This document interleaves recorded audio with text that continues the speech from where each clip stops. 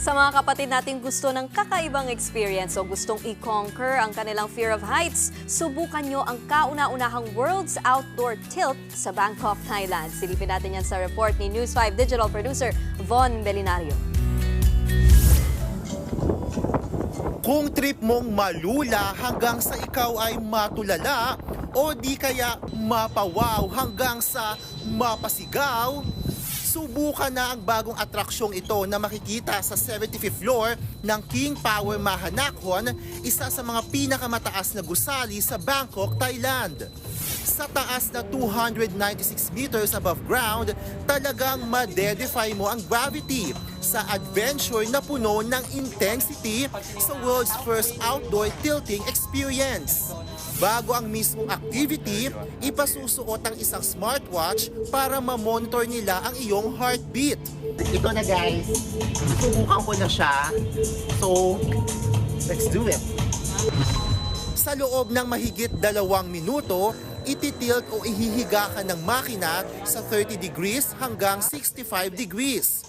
Don't you worry dahil siniguro ng management na ligtas ito para sa mga turista. Bawal din dito ang mga buntis at may medical conditions tulad ng vertigo, heart disease, epilepsy at iba pa. Grabe guys, iba yung experience.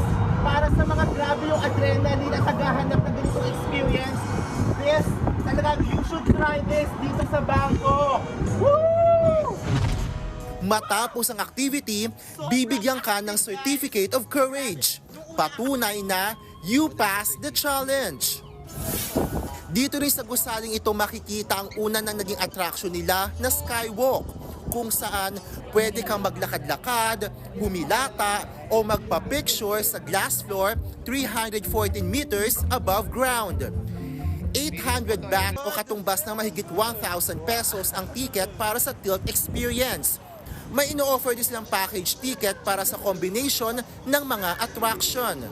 Nagbabalita mula sa Frontline, Von Belinario, News 5. Mga kapatid, Nikki de Guzman po. Iba na ang may alam at may pakialam sa panahon ngayon.